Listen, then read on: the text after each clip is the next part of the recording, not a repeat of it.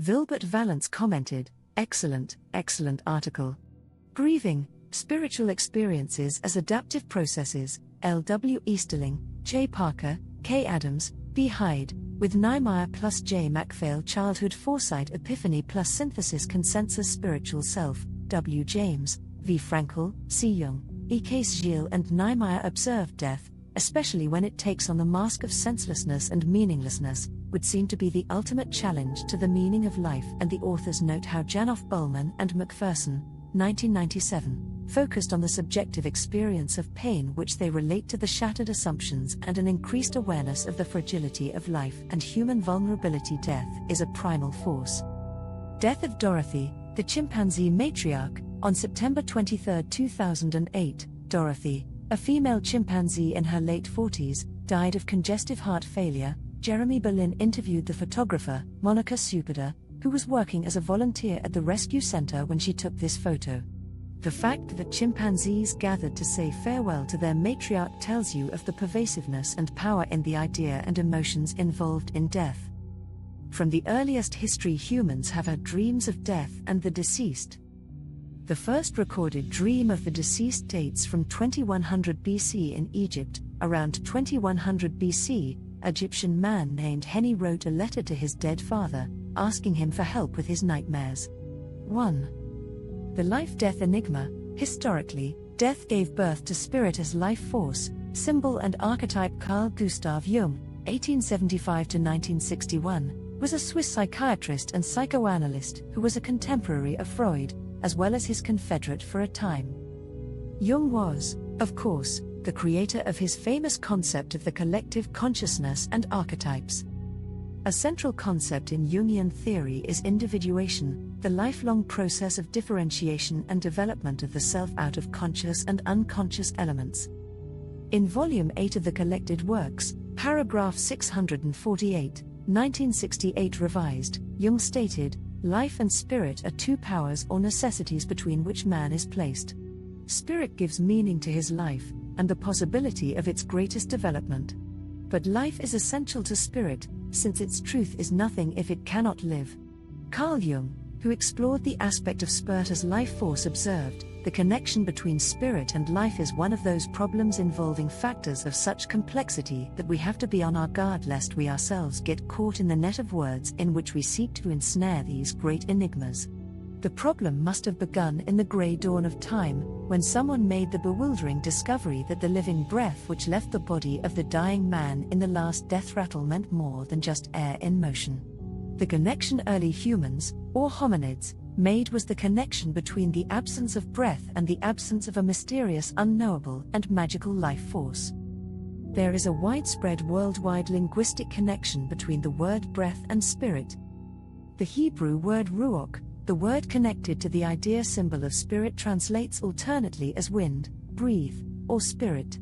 In Arabic, there are two words for the words spirit, soul or self, namely, ruh, spirit, soul, and nafs, spirit, soul, self.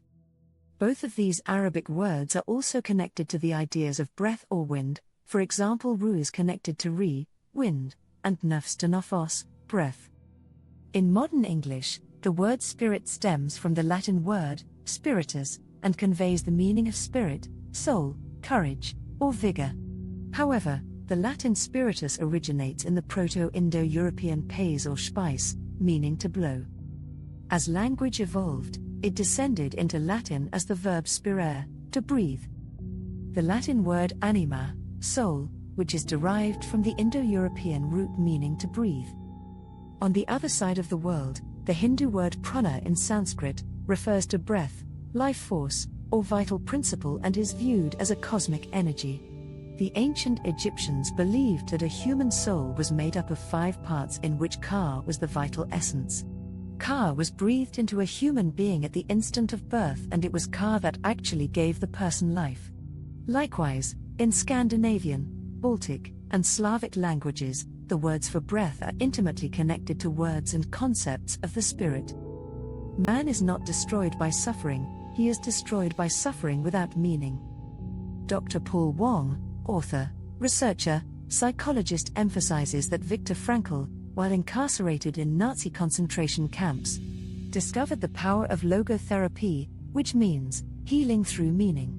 Jung goes on to say that Frankl maintained that healing needs to occur at the spiritual level and that medical practice must address existential questions of suffering and death. Man is not destroyed by suffering, he is destroyed by suffering without meaning. Frankl, 1984. Roy Baumeister notes that research has demonstrated that meaning can reduce the amount of physical pain in a person. Dreams and visions in grieving studies consistently show that somewhere between 1/3 to half of people have spiritual or spiritual psychic experiences.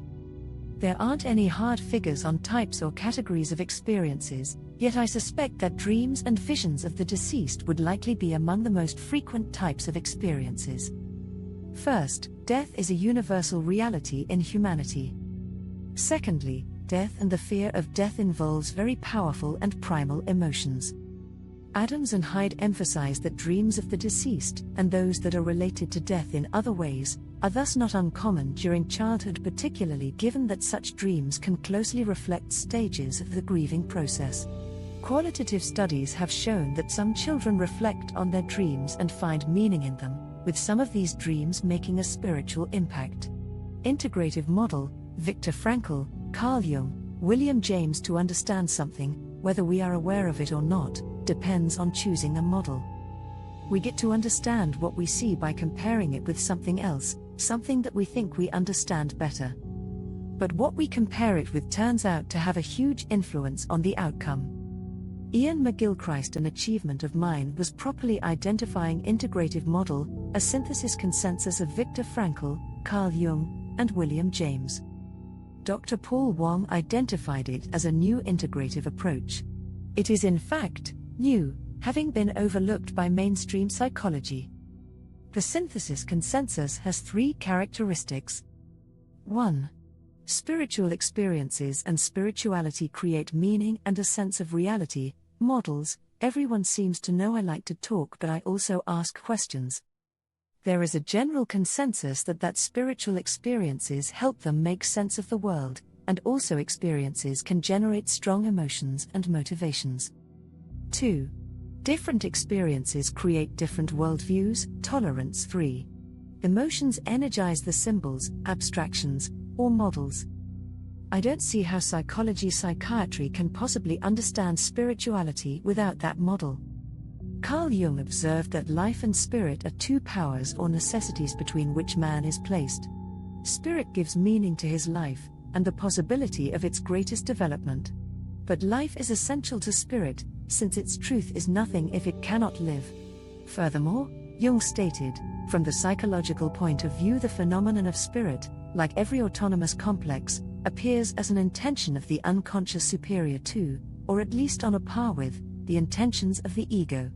We should really speak of a higher consciousness, because the concept of spirit is such that we are bound to connect it with the idea of superiority over the ego consciousness. Dr. P. Wong emphasizes Viktor Frankl's principle, that human beings have a spiritual core with an innate need for meaning. Frankl states the noetic, spiritual, dimension contains such qualities as our will to meaning, our goal orientation, ideas and ideals, creativity, imagination, faith, love that goes beyond the physical, a conscience beyond the superego, self-transcendence, commitments, responsibility, a sense of humor, and the freedom of choice-making. William James emphasized that spiritual religious experiences can create a sense of reality. They, abstractions, symbols, and spiritual emotions experiences, determine our vital attitude as decisively as the vital attitude of lovers is determined by the habitual sense. If you do have them, and have them at all strongly, the probability is that you cannot help regarding them as genuine perceptions of truth, as revelations of a kind of reality, my underlining, which no adverse argument, however unanswerable by you in words, can expel from your belief. Spiritual experiences as adaptive in grieving death, especially when it takes on the mask of senselessness and meaninglessness, would seem to be the ultimate challenge to the meaning of life, as the authors Janoff-Bulman and McPherson, 1997, emphasize. Grieving can be very emotional and take long periods of time to recover. Since it is primarily an emotional issue, in light of what William James, Carl Jung, and Viktor Frankl say about spiritual experiences, it would be reasonable that spiritual experiences could influence grief experiences. Larry W. Easterling et al., Spiritual Experience, Church Attendance, and Bereavement. The authors observe that conversely, experience has shown pastoral caregivers that individuals do seem to cope better if they can actualize their spiritual experiences in times of crisis. In instances of loss and bereavement, such spiritual experiences may offer not only comfort but also a contextual framework of meaning for understanding death according to a certain set of theological constructs or beliefs, informed by these core spiritual experiences. Adams and Hyde in Children's Grief Dreams and the Theory of Spiritual Intelligence. Kate Adams and Brendan Hyde observed that dreams of the deceased, and those that are related to death in other ways, are thus not uncommon during childhood, particularly given that such dreams can closely reflect stages of the grieving process. Qualitative studies have shown that some children reflect on their dreams and find meaning in them, with some of these dreams making a spiritual impact. Julie S. Parker, Extraordinary Experiences of the Bereaved and Adaptive Outcome of Grief. Julie Parker concludes that the findings of this study support the emerging model of grief that posits that maintaining continuing bonds with the deceased can be adaptive. They also support the assertion that spiritual and/or religious belief systems are associated with adaptive outcomes of grief.